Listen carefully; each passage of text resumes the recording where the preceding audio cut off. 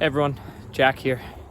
Today I wanted to briefly highlight the single most common characteristic I see in my top performing students when it comes to college admissions. And this isn't necessarily the students who get into the Ivy League schools, the most elite schools in the country, although it could be. It's actually the students that have the most fun through the process and feel like they put their best foot forward every step of the way, regardless of what the result is. So, without further ado, that characteristic, you might find this unusual, but it is 100% the truth. It is time. Having ample amounts of time to complete the college application process. Now, I know many of you out there are probably saying, what? That's the most important characteristic? But yes, it is. So if you're a parent of a high school senior right now, perhaps some of you maybe even reached out, you probably know I no longer accept high school seniors in my program. For years now, I have not allowed high school seniors in the fall to join my program, and that's because I have realized the importance of time. And for the way I like to do things and the way I like to coach, I need my students to have ample amounts of time. And for high school seniors starting in the fall, while sure, I could scramble through their applications with them and probably put them in a better position, I couldn't put them in the best position. And so I no longer allow high school seniors to join. But I want to offer this, because if you are the parent of a high school senior, I don't want you to close out of this video and say, well, great, congrats, but my child doesn't have time. Time is relative. Here's what I mean by this. There are many high school seniors across the country that won't start thinking about college applications for another 6-8 weeks. It's early October right now.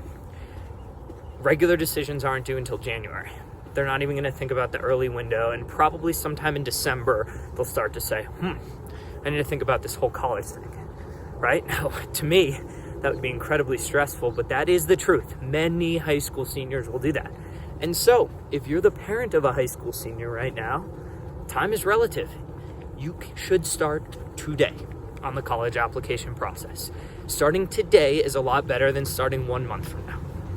Right? And so the more time you give your child, whether that's like the amount of time I like to give, which is multiple years, or you're just providing your child with an extra month here in October to start working on applications instead of starting in November, either way, more time is better than less time.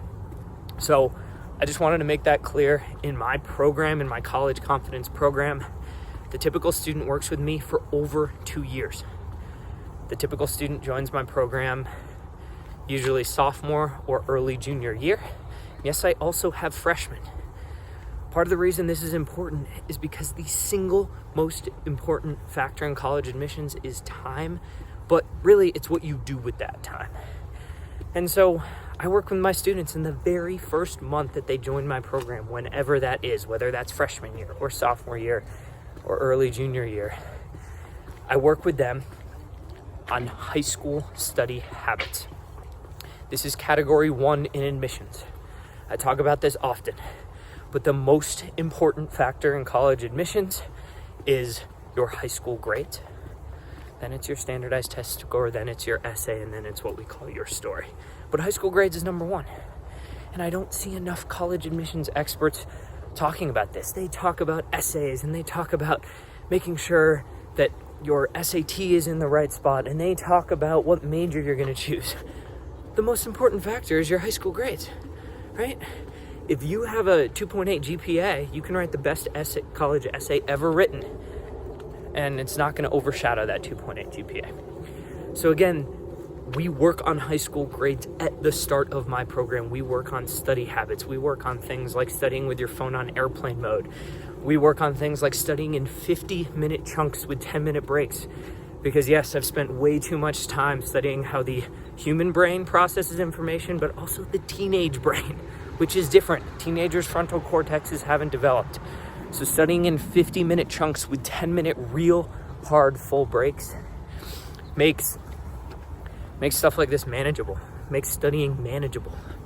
Because the last thing you want to do is tell a kid who's taking 6 APs that they've got to go, study for 6 hours straight in a night. It's overwhelming. It's overwhelming for me as an adult, certainly overwhelming for teenagers.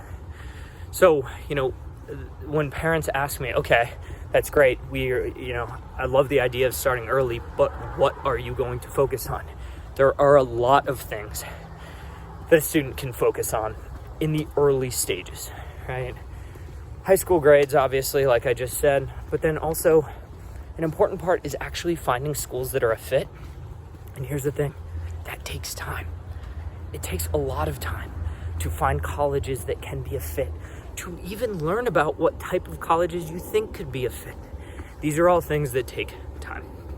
So on that notion, I figured it was important to discuss the single most important factor, because when I tell that to a lot of families, they kind of usually say, I haven't thought about it that way, but it is absolutely the truth.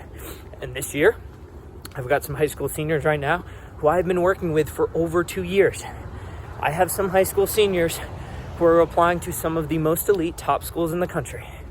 And each of my kind of elite high school seniors that I think truly have a chance at that Ivy caliber schools, they've all been working with me for a long time, right? They've had the amount of time to properly build up a school list, properly work on their high school academics, properly set up their now college applications.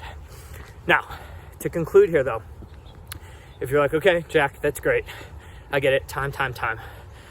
What is something more actionable that a student can do? Well, this comes to the second most important characteristic I see in my most successful students, and that is consistency. Right? So if you have the time, excellent.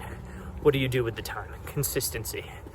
In my program, I have each of my students and parents, when they join, sign an agreement that says the student, and obviously the parent hoping to motivate them at home, is willing to put in 30 minutes of work once per week for likely what is around 2 years.